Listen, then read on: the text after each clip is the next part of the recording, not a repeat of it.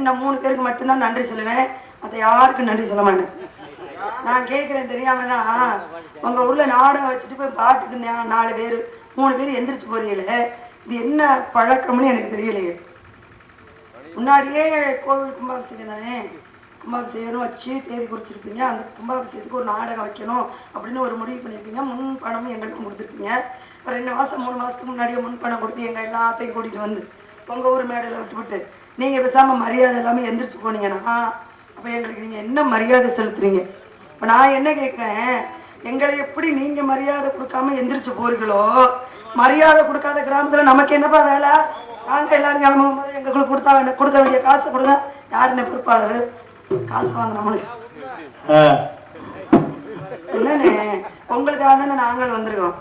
அப்போ விடிய விடிய எங்களையும் பார்க்கணும்ல. உங்களுக்கு இருக்கிற உரிமையை ஏன் விட்டு கொடுக்குறீங்க? நல்லா பேசுங்க, நல்லா பாடுங்க, நல்லா ஆடுங்க, சிறப்பாக நாடகத்தை கொண்டு போங்க அப்படின்னு சொல்றது உங்களுக்கு கொடுத்த உரிமை. இந்த உரிமையை நீங்கள் கேட்கலாம். நாங்களும் உங்களுக்கு பயந்துக்கிட்டு இன்னும் 2 பாட்டு பாடணும், நல்லா பேசணும், நல்லா ஆடணும், இந்த கிராமத்துக்கு போனால் நாடகம் நல்லா இருந்துச்சுப்பா, சிறப்பான நாடகம் அப்படின்னு பேர் வாங்கணும்னு எங்களுக்கு ஆசை. அப்போ நீங்கள் எல்லாரும் இருந்து நாடகம் பார்த்தாதான் எங்களுக்கு அப்படி ஒரு உற்சாகம் இருக்கும். நீங்கள் பேசாமல் பாதி பேர் படுத்து தூங்க, 2 பேர் எந்திரிச்சு போங்க அப்படின்னீங்கன்னா அப்புறம் எனக்கெல்லாம் கோவம் வந்துச்சுன்னா நான்லாம் அப்புறம் பார்த்துக்கிறேங்க, போய் படுத்து தூங்கிடுவேன். கொள்ளாத கோவம். என்ன பாட்டு? ஜோடி நல்ல ஜோடி நல்ல ஜோடி என்ன மாப்பிள்ள பண்ணி அந்த பாட்டா? சரி பாடிடுவான். எப்படியெல்லாம் கண்டுபிடிக்க வேண்டியதா இருக்கு. இனிமே நாங்களும் ஒரு முடிவுக்கு வந்துட்டோம். எங்க மாமா தான் முத்தமிழ் நாடக நடிகர் சங்கத்தின் கமிட்டி மெம்பர். இவர் நேற்று எல்லாம் சேர்ந்து ஒரு 2026 ஒரு முடிவு பண்ணிருக்கோம். என்ன முடிவுனா, இனிமே எந்தெந்த கிராமத்துக்கு நாங்க நாடகத்துக்கு போறோமோ அந்த நாடகத்துல வந்து ஆரம்பத்திலேயே உட்காந்து 5 மணி வரை 5:30 மணி வரை, அதாவது முருகனும் மகிழ்ச்சியமையும் மாலை மாத்திர வரைக்கும் நாடகம் பார்க்கிற பெண்களுக்கு ஒரு பட்டுப்புடவை 1000 ரூபாய் பணம் கொடுக்கறதா நாங்க முடிவு பண்ணிருக்கோம் எங்க சங்கத்துல. அதுக்காக ஆண்கள்லாம் கோவிச்சுக்கிறாதீங்க. நீங்களாம் முருகப்பெருமான் வந்து காட்சி கொடுப்பாரு இல்லையா, முருகப்பெருமான் காட்சி கொடுக்குற வரைக்கும் நீங்க நாடகம் பாக்குறவங்களுக்கு 600 பவுன் மோதிரம் போடுறதா ஒரு முடிவு பண்ணிருக்கோம். அது சரி, இந்த வாய்ப்பை நீங்க நழுவ விட்டுறாதீங்க. ஆண்கள் அரை பவுன் மோதிரத்துக்கு நீ 10 நாள் கூட பத்தாதமா? நீங்க வேறுங்க எதை வேணா சொன்னா நம்புறாங்க. நாங்க சொல்றத முதல் புரிஞ்சுக்கணும். யாரார திரைப்பட நடிகர் 1/2 பவுன் மோதிரம் போடுறோம்னு சொன்னா நம்புறாங்க. நாடக நடிகர் 1/2 பவுன் மோதிரம் போடுறோம்னு சொன்னா நம்ப மாட்டாங்களா என்ன? நம்ம மக்கள் என்ன அவ்வளவு புரிதல் இல்லாதவர்களா? இல்ல நான் கேட்கிறேன். நம்ம அவங்க காரியம் நடக்கணும்னு தானே அப்படி ஒரு அறிவிப்பு கொடுக்குறாங்க. இப்ப நம்ம நாடகம் நடத்தணும், கூட்டம் இருக்கணும், நம்ம நாடகம் சிறப்பா நடக்கணும் அப்படின்னா நம்ம என்ன பண்ணணும்? சும்மா ஒரு அறிவிப்பை விட்டுற வேண்டியது. ஒரு பட்டுப்படவை 1000 ரூபாய் பணம். ஆமா, மாலை மாத்திர வரைக்கும், முருகன் வர்ற வரைக்கும் இருக்கிறவங்களுக்கு 1/2 பவுன் மோதிரம். நீங்க நாடகம் முடிச்ச உடனே கேட்கலாம், சரி மாலை மாத்தினோன்னு நமக்கு பட்டுப்படவையும் 1000 ரூபாய் பணமும் வரும் அப்படின்னு நினைச்சு கேட்கலாம். நாங்களும் சொல்லுவோம், நம்ம சொன்னது உண்மைதான், கொடுப்போம். எப்ப? அடுத்த வருஷமும் இதே மாதிரி எங்க ஊர்ல நாடகம் வைப்பாங்க, திருவிழா நடக்கும். அடுத்த வருஷமும் திருவிழாவுக்கு யார் யார் வந்து நாடகம் பாக்குறீங்களோ அவங்களுக்கு பூரா இந்த வருஷம் கொடுத்த வாக்குறுதிய அடுத்த வருஷம் நிறைவேற்றுவோம்னு டாட்டா காமிச்சுட்டு போயிட்டே இருப்போம். உங்களோட இப்படித்தான் ஏமாத்தணும். அதனால அப்படி ஒரு அறிவிப்பு கொடுத்தாலும் நீங்க நாடகம் பார்க்க மாட்டீங்கன்னு எங்களுக்கு தெரியும். இதனால நான் வந்திருக்கேன் சாமியெல்லாம் என் வேலையை பார்க்க. ஏன்னா செய்யும் தொழிலே தெய்வம்னாங்க. என் தொழிலை நான் செவ்வன செய்தாதான் நான் வாங்குற கூலிக்கு அந்த கூலி வேற எதுக்கும் செலவு பண்ணாம நல்ல காரியத்துக்கு நான் செலவு பண்ணுவேன். இல்லைன்னு வச்சுக்கோ, உங்களை ஏமாத்திட்டு கூட்டம் இல்லையே அப்படின்னு நான் பேச்சை குறைச்சி பாட்டை குறைச்சி ஆட்டத்தை குறைச்சிட்டு போனா அப்படின்னா நான் வாங்குற சம்பளம் கொண்டு போய் பாதி ஆஸ்பத்திரிக்கு கொடுக்குற மாதிரி நிலைமை வந்து போயிடும். இதை யாருக்குமே புரிய மாட்டேங்குது. ஏன்னா அன்னைக்கு பிதாவும் முன்னறி தெய்வம்னாங்க, அம்மாவும் அப்பாவும் கண்கண்ட தெய்வம் தான். ஆனா அந்த கண்கண்ட தெய்வத்தையும் காப்பாற்றுறது எது தெரியுங்களா? செய்யும் தொழில் தான். செய்கிற தொழிலை நம்ம சரியா செஞ்சோம் அப்படின்னா இந்த செய்கிற தொழில் சம்பளம் வாங்கி அந்த கண்கண்ட தெய்வ தாயும் தகப்பனையும் காப்பாற்றலாம். ஆனா செய்யும் தொழிலை தெய்வம்னாங்க. என் தொழிலை என் வேலையில தெய்வத்துக்கு பயந்துக்கிட்டு, காமாட்சி அம்மனுக்கு பயந்துக்கிட்டு செய்கிறதுனால தயவு செய்து நீங்களும் எங்களுக்கு ஒத்துழைப்பு கொடுக்கணும் அப்படின்னு கேட்டுக்கிட்டு அமைதியான நதியினிலே ஓடும் அளவில்லாத ஆடும்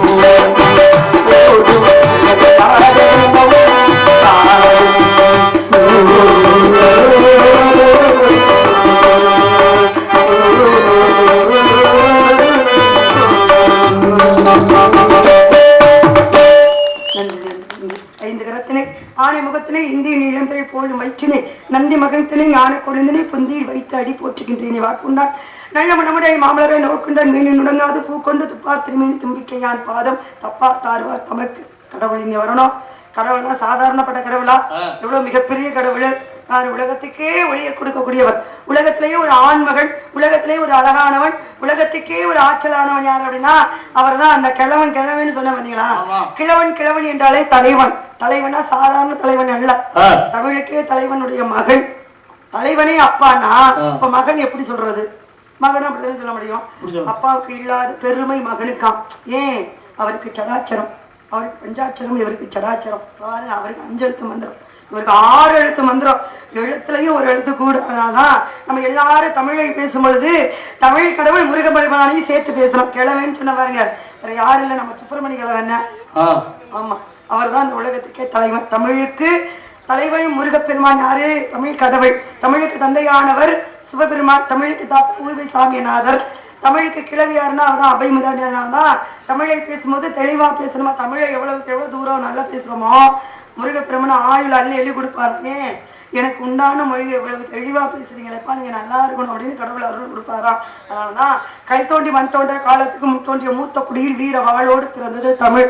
தமிழ் பிறக்கும் போது பாருங்க, கையும் தோன்றல மண்ணும் தோன்றல, காலமும் தோன்றாத போது தோன்றிய தமிழுக்கு அங்கே இறைவனாகப்பட்டவன் முருகன். அதனாலதான் முருகனை எல்லாரும் கையெடுத்து கும்பிடுறோம்.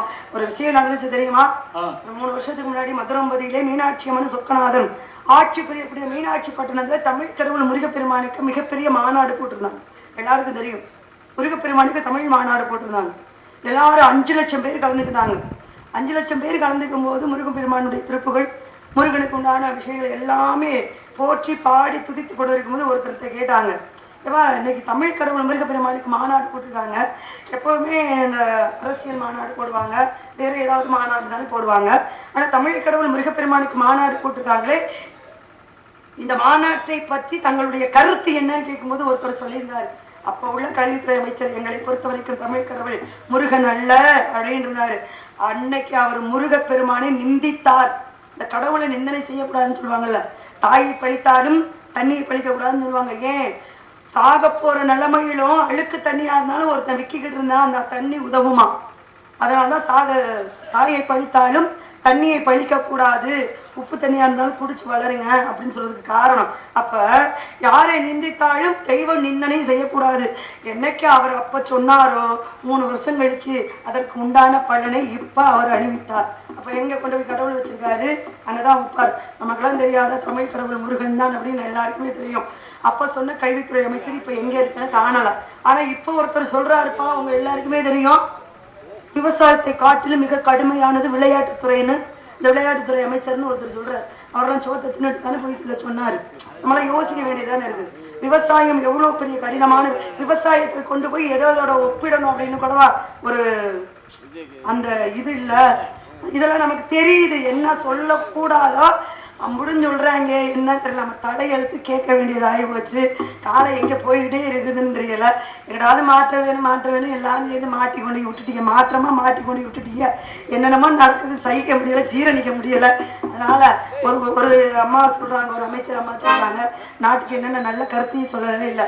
இப்ப காதலிக்கிறவங்க எல்லாம் ஒரு ஆலயத்துக்கு போனா சீக்கிரம் கல்யாணம் ஆகணும். அமைச்சர் சொல்ற விஷயம் நமக்கெல்லாம் முக்கியமான கருத்து. இன்னொருத்தர் சொல்றாரு, விவசாயத்தை காட்டிலும் விளையாட்டுத்துறை கடினமானது. சோறை தின்னாதானப்பா தெம்பு வரும், தெம்பு இருந்தாதானப்பா போய் விளையாட முடியும். அப்ப உலகத்துக்கே சோறு போடுறது யாரு? விவசாயிகள் தான். நாட்டினுடைய முதுகெலும்பு. சும்மா அந்த காலத்துல வந்து சொல்லிக்கிட்டு இருக்காங்க. வள்ளுவன் சொன்னா பாருங்க, உழுதுண்டு வாழ்வாரே வாழ்வார், மற்றவர்களாம் தொழுதுண்டு அவர் பிடி செல்வர். வள்ளுவனுக்கு ஈடு உலகத்துல எவருமே சொல்ல முடியாதே. 1.25 அடியில சொல்லிட்டு போனாரு. வருங்காலத்துல யாரு இந்த உலகத்துல வாழ தகுதியானவன், யாரு நிரந்தரமான வாழ போறவன்? உழுகிறவன் மட்டும்தான். உழுகிறவன் கணக்கு பார்த்தா உலகு கூட மிஞ்சாது. ஆனா அந்த உலகு கூட மிஞ்சலைன்னு இவன் உழுகாம இருந்தா உலகத்துல ஒருத்தனும் வாழ முடியாதுன்னாரு. அப்ப விவசாயிகள் மட்டும்தான் இந்த உலகத்துல எல்லாத்தையும் காப்பாற்றக்கூடிய தெய்வங்கள். அப்பேற்பட்ட தெய்வங்களை நம்ம யாரும் பெருமையா சொல்றதே கிடையாது. பிசினஸ் பண்றவங்கன்னா முதலாளியும்போம், உங்களுக்கு கோடீஸ்வரன் லட்சாதிபதியும்போம், கடை வச்சிருக்கிறவங்க எல்லாம் பணக்காரேன்போம். ஆனா எவ்வளவுதான் ஏக்கர் கணக்குல வச்சு விவசாயம் பண்ணாலும் அவனுக்கு மட்டும் ஒரு சொல்லு இருக்கு, அவனுக்கு மட்டும் ஒரு வார்த்தை இருக்கு, ஏழை விவசாயின்னு. உலகத்துக்கே சோறு போடுற விவசாயி ஏழையா? ஒரு கடை நடத்துறவங்க கூட பணக்காரனா? அப்ப எந்த அளவுக்கு நம்மளை கொண்டு போய் வச்சிருக்காங்க. நானும் மேடைக்கு சொல்லிக்கிட்டு தான் வர்றேன். எனக்காவது ஒட்டுமொத்த விவசாயிகளுக்கும் ரோசம் வந்து எங்களை பூரா ஏழைன்னு சொல்றீங்க, எங்களுக்கு முன்னுரிமை கொடுக்க மாட்டேங்கிறீங்க. விவசாயிகளுக்கு எந்த ஒரு அறிவிப்பும் இல்லை. அறிவிப்பு கொடுக்குற அறிவிப்பு அறிவிப்பாக தான் இருக்கு. விவசாயிகளுக்கு இங்கே முன்னுரிமையே இல்லை அப்படின்னு விவசாயிகளுக்கு பூரா ரோசம் வந்து ஒரு வருஷம் மட்டும் விளைக்காம நீங்க இருந்துட்டீங்க. நல்லா யோசிச்சு பாருங்க. யாராவது உயிரோட வாழ முடியுமா? ஒரு வருஷத்துக்கு நாங்க உழைக்க மாட்டோம்டா, உழுக மாட்டோம், விளைக்க மாட்டோம், நீ மக்களை காப்பாற்றுறான்னு மட்டும் உங்களுக்கு ரோசம் வந்து ஒரு வருஷம் காடுகரையை போட்டுட்டீங்க. சாமியெல்லாம் ஒருத்தரும் உயிரோட இருக்க முடியாது. அதனால எல்லாத்தையும் காப்பாற்றுறது விவசாயிகள் நீங்க தான். நீங்க நல்லா இருந்தாதான் நாங்க நல்லா இருக்க முடியும். அதனால விவசாயம் பண்ணலாம்னு நானும் ஒரு முடிவு பண்ணிட்டேன் மாமா. பண்ணுங்க, விவசாயத்தை ஆரம்பிங்க. அதுக்கு நிலம் வேணும்ல, நிலத்தான் வேணும். விஜயகுமார் எனக்கு சொல்லி நம்ம கிராம பக்கம் யாராருக்கு 10 ஏக்கர் மேல இருக்கோ அவங்க பேர்ல இருக்கிற நிலத்தெல்லாம் ரொம்பலாம் வேணாம், ஆளுக்கு ஒவ்வொரு ஏக்கர் மட்டும் என் பேர்ல எழுதி வைக்க சொல்லுங்க. ஆமா, அவர் ஆத்து பாசனத்துல வச்சிருக்கிற விவசாய நிலம் போறாங்க, எப்படி கொடுப்பாரு? விவசாயத்தை வச்சு அவரு பொழைச்சிக்கலாம்னு பாக்குறேன். அதனால யாராருக்கு பேர்ல எவ்வளவு நிலம் இருக்குன்னு நாளைக்கு கணக்கு எடுக்கிறேன். அந்த வேலையை நீங்க பாருங்க. அப்படி நான் நிலம் வாங்கிட்டேன்னா உங்களெல்லாம் சும்மா விட்டுருவேனா? உங்களை சாந்தியன் இருக்காரு பாருங்க, நிலத்துல இருந்து நிலத்தை சுத்தம் பண்ணி கண்ணாடி கிடக்கா முள்ளு கிடக்கா எல்லாத்தையும் எடுத்து சுத்தம் பண்ணி அவரை சுத்தம் பண்ண விட்டுருவேன். அடுத்து அவரை வரப்பு வெட்ட விட்டுருவேன், பரம்படிக்க விட்டுருவேன், ஏற்கலப்பை விட்டு உங்களை நட விட்டுருவேன். நானும் என் தோழி சும்மா இருக்க வேண்டாம், அவளை தூக்கி சொருவிக்கிட்டு நான் இறங்குனேன் வயல்ல. 1 மணி நேரத்துல 1 ஏக்கரை நட்டுட்டு தான் எந்திரிப்பேன். அப்படி திறமைசாலினா சொல்லுது. சும்மா இருங்க மாமா, எனக்கும் கொஞ்சம் கொஞ்சம் நடலாம் தெரியும். நானும் 1 மணி நேரத்துல 1 ஏக்கரா? சரி, 1 ஏக்கருக்கு எத்தனை பேர் நடுறதுக்கு ஆள் வேணும்னு தெரியுமா? சும்மா இருங்க, என்னென்னமோ சொல்றாங்க அதெல்லாம் நம்புறீங்க. நான் ஒண்ணு சொல்ல உடனே பிடிச்சுக்குவீல. எனக்கு அவ்வளவு பெரிய சக்தி இருக்குங்க. நான் யாரை கும்பிடுறேன்? அனுதினமும் முருகா முருகான்னு முருகப்பெருமானை கும்பிட்டுட்டு இருக்கேன். இப்போ முருகன் நினைக்கிறத 1 நிமிஷத்துல 1 மணி நேரம்னா 1 நொடியில 1 ஏக்கரை நட்டு எழுந்திரிச்சிருவேன். அப்படி ஆற்றல் இருக்கு. அதனால நானும் விவசாயம் பண்ணி நான் மட்டும் இல்ல, எங்க தாய்மார்களை பூரா கூப்பிட்டுருவேன். வாங்க, 100 நாள் வேலை பார்த்து சோம்பேறியா இருக்காதியா, சுறுசுறுப்பா இருக்கணும், வாங்க எல்லாரும் நட அப்படின்னு சொல்லி நட கூப்பிட்டேங்க. இவ்வளவு பேசுறேன் தெரியுமா? சைனாவுல ஆடு மேய்க்கிறதுக்கு 1 லட்சம் ரூபாய் சம்பளம் மாமியா தெரியுமா? அறிவிப்பு வந்திருக்கு. ஆடு மேய்ச்சா 1 லட்சம் ரூபாய் சம்பளம். படிச்சவன் பூரா போய் கியூல நிக்கிறான், எனக்கு கொடுங்க எனக்கு கொடுங்கன்னு. ஆனா நம்ம நாட்டுல மாடு மேய்க்கிறதே ஆடு மேய்க்கிறதே கேவலம்னு நினைச்சுக்கிட்டு இருக்கோம். அதனால ஒரு பக்கம் இருக்கட்டும். நான் இந்த 10 ஏக்கர் வாங்குறேன் அப்படின்னா ஒரு ஏக்கர்ல ஆடு மாடு, இன்னொரு ஏக்கர்ல கோழி பண்ண வச்சிருவேன், அடுத்த ஏக்கர்ல நட ஆரம்பிச்சிருவேன். அதனால விவசாயம் தொலைத்தோக்கணும், விவசாயிகள் நல்லா இருக்கணும் அப்படிங்கிறதுக்காக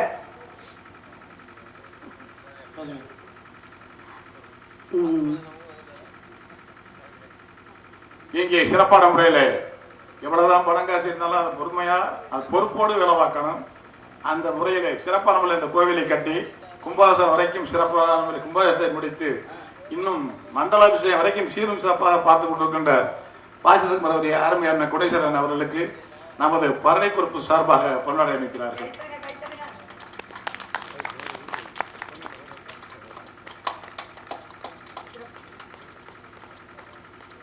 எல்லாம் கேட்டுங்க.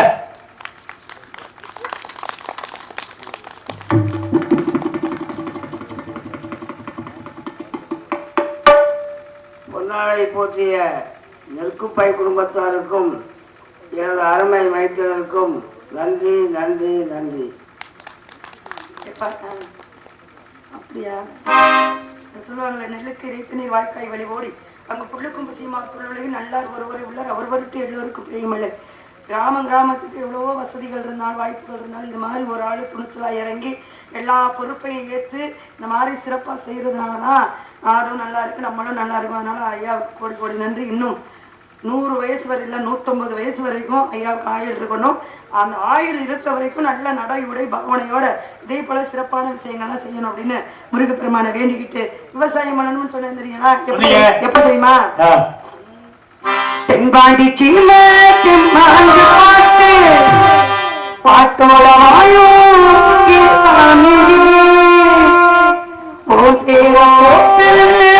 நான் பாடு பாட்டு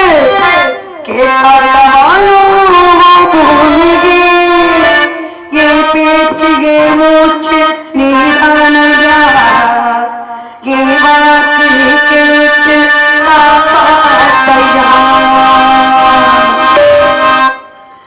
தலையில பாத்தி கட்டி ஒண்ணு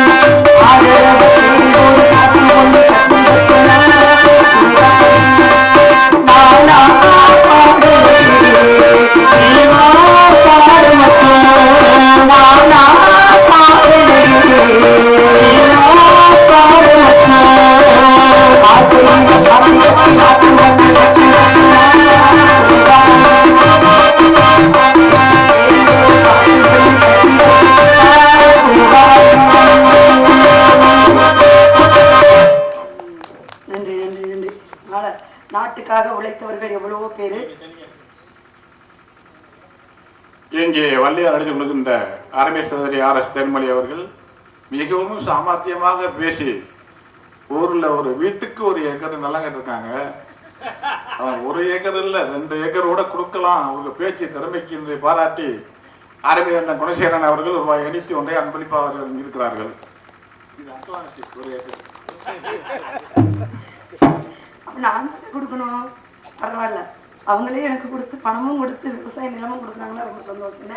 நான் பல லட்சம் பேரை வாழ வச்சிருவேன். அதனால நான் கொடுத்து கோருப்பிடிக்கிறேன். இறந்தாள் பிறந்தாள் பேர் சொல்ல வேண்டும், இவர் போல யார் என்று ஊர் சொல்ல வேண்டும். இந்த உலகத்துக்காகவும் தமிழுக்காகவும் மக்களுக்காகவும் உழைத்தவர்கள் ஏராளம் ஏராளம் ஏராளம்.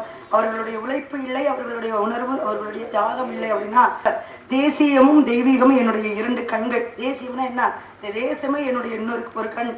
அதே மாதிரி தெய்வீகமும் என்னுடைய 2 கண் என்று தேசியத்துக்காகவும் தெய்வீகத்துக்காகவும் ரொம்ப பாடுபட்டு ரொம்ப கஷ்டப்பட்டு பேசவே கூடாதுன்னு வாய்ப்பூட்டு சட்டம் போட்டு யாருக்காவது பேசக்கூடாதுன்னு வாய்ப்பூட்டு சட்டம் போடும். அப்ப எந்த அளவுக்கு வெள்ளக்காரனை எந்த அளவுக்கு பேச முடியுமோ அந்த அளவுக்கு பேசியதுனாலதான் வாய்ப்பூட்டு சட்டமே போட்டாங்க.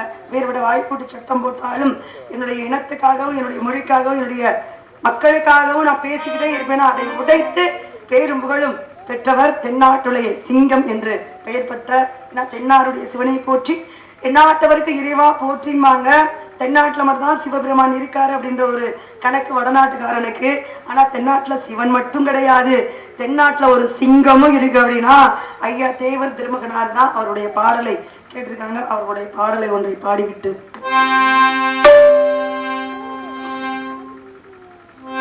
தென்பாண்டி நாட்டிலே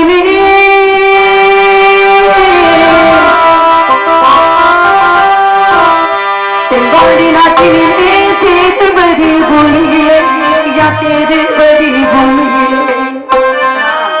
ஐயாவை பத்தி சொல்லணும் அப்படின்னு நான் நிறைய சொல்லலாம். ஒரே ஒரு விஷயம் மட்டும், அவருக்கு மதிப்பு, இந்த மரியாதைன்றது ஒரு விஷயம் இருக்கு பாருங்களேன். ரொம்ப ரொம்ப கண்ணியமானவர். கண்ணியம்னா என்ன? மீசை மேல ஆசைப்பட்டதுனாலேயே மீசை எடுத்தவர். ஒரு பெண்ணு ஆசைப்பட்டிருக்கு மீசை மேல, அந்த மீசையை எடுத்தவர். என்னை பிள்ளையா நினைக்கிறேன், என் தாயா நினைக்கிறேன்னு.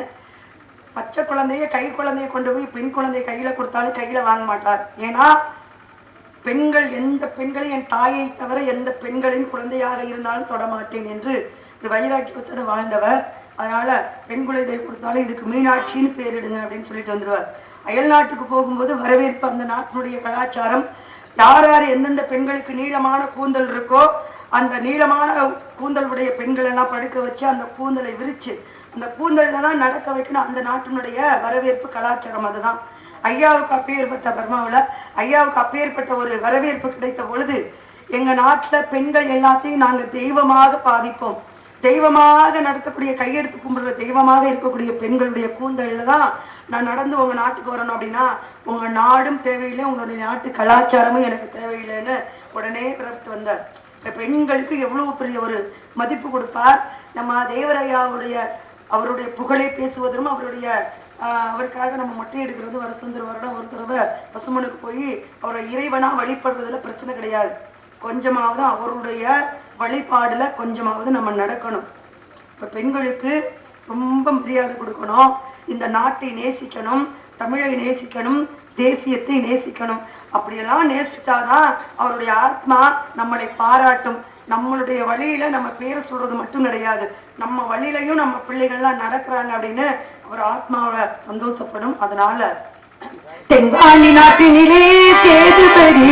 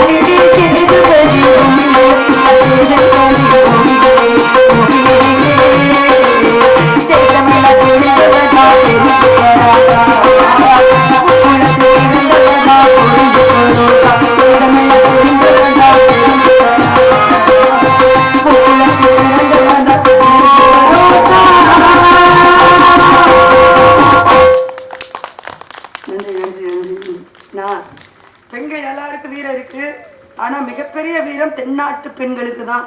நான் சீறி வரக்கூடிய புலியை முறத்தாலே அடிச்சிருக்கா அப்படின்னா அப்ப எவ்வளவு பெரிய வீர மரத்தியா இருந்திருப்பான்னு பாருங்க. வேறுபட்ட பெண்கள், வீரமுள்ள பெண்கள். அதனாலதான் இன்னைக்கு பெண்களுக்கு நம்ம நாட்டுல பாதுகாப்பு இல்லை, பெண் குழந்தைகளுக்கு. அதனால பெண்கள் வந்து பெண் குழந்தை வச்சிருக்கிறவங்களும் ரொம்ப தைரியமா ரொம்ப தைரியம் சொல்லுங்க, ரொம்ப தைரியமா. யாராவது உங்களை சீன்றாங்க கொன்றுன்னுங்க. உன்னால என்ன முடியுமோ, என்ன இடையூறு பண்ண முடியுமோ, உன்னை தொடக்கூடிய நபருக்கு, அது ஆணாக இருக்கட்டும் யாரா இருந்தாலும், தவறாத இடத்துல உன்னை தொட்டோம் அப்படின்னா உன்னால என்ன பங்கம் பண்ண முடியுமோ அவ்வளவும் பண்ணுங்க அப்படின்னு பிள்ளைகளுக்கு நல்ல சிலம்பு சொல்லி கொடுங்க. நம்ம பாரம்பரிய கலாச்சாரம் கொஞ்சமாவது கற்றுக் கொடுங்க. ஏன்னா இப்பெல்லாம் பிள்ளைகள் பள்ளிக்கூடத்துக்கு போறது பெரிய பிரச்சனை தான், கடைவீதிக்கு போறது பெரிய பிரச்சனை, அது வெளியில விளையாட போறது பெரிய பிரச்சனை தான். ஆனா பெண் குழந்தைகள் பாதுகாப்பா வரணும் அப்படின்னா என்ன பண்ணணும், நம்ம தான் பார்த்து பார்த்து வளர்க்கணும். பிள்ளைக்கு ஏதாவது ஒரு பிரச்சனை அப்படின்னா நம்ம காவல்துறை கிட்ட போய் சொல்லுவோம், அவங்க விசாரிப்பாங்க, அவ்வளவுதான். ஆனா பாதிப்பை அவங்க திரும்ப கொடுக்கவே முடியாததுனால நம்ம தான் பாதுகாப்பா இருக்கணும். அதனால தென்னாட்டு பெண்களா, இனமான சிங்கங்களா,